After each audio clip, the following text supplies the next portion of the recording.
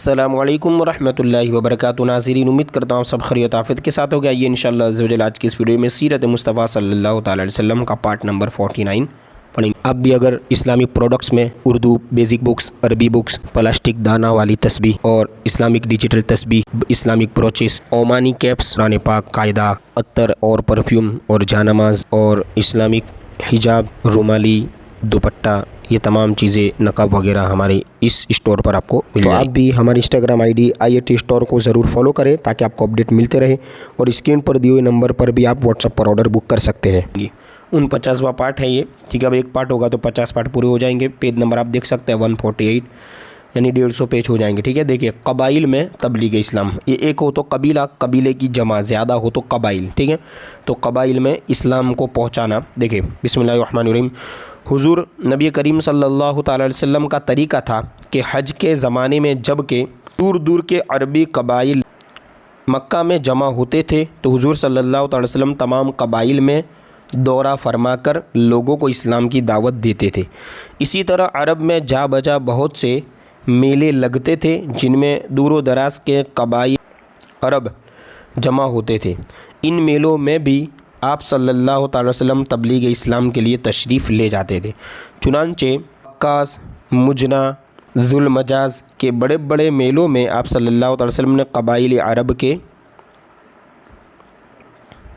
سامنے دعوت اسلام پیش فرمائی. عرب کے قبائل بنو عامر، محارب، فزارہ، غسان، مرہ، سلیم، عبس، بنو نصر، کندہ، کلب، عذرہ، زارمہ وغیرہ، ان سب مشہور قبائل کے سامنے آپ صلی اللہ تعالی وسلم نے اسلام پیش فرمایا. مگر آپ کا چچا ابو لہب ہر جگہ آپ کے ساتھ ساتھ جاتا، اور جب آپ کسی قبیلے کے سامنے واز فرماتے، یعنی تقریر کرتے، بیان کرتے، تو ابو لہب چلا چلا کر یہ کہتا کہ یہ دین سے پھر گیا ہے، یہ جھوٹ کہتا ہے، یعنی حضور کی گستاخی بولتا. ٹھیک ہے. قبیلہ بنو ذہل بن شیبان کے پاس جب آپ صلی اللہ تعالی وسلم تشریف لے گئے تو حضرت ابوبکر صدیق رضی اللہ تعالیٰ عنہ بھی آپ کے ساتھ تھے. اس قبیلے کا سردار مفروق آپ کی طرف متوجہ ہوا اور اس نے کہا کہ اے قریشی برادر، آپ لوگوں کے سامنے کون سا دین پیش کرتے ہیں؟ آپ صلی اللہ تعالی وسلم نے فرمایا کہ خدا ایک ہے، ٹھیک ہے، اور میں اس کا رسول ہوں.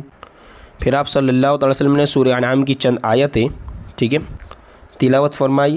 یہ سب لوگ آپ کی تقریر اور قرآنی آیتوں کی تاثیر سے انتہائی متاثر ہوئے، لیکن یہ کہا کہ ہم اپنے اس خاندانی دین کو بھلا ایک دم کیسے چھوڑ سکتے ہیں جس پر ہم برسہ برس، یعنی برسوں سے کاربند ہے، اس پر عمل کرتے ہیں. ٹھیک ہے.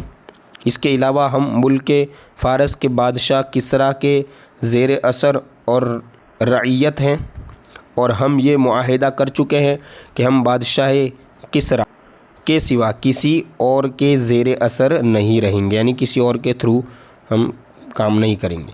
حضور صلی اللہ تعالی وسلم نے ان لوگوں کی صاف گوئی کی تعریف فرمائی اور ارشاد فرمایا کہ خیر، خدا اپنے دین کا حامی و ناصر اور معین و مددگار ہے بے شک. ٹھیک ہے.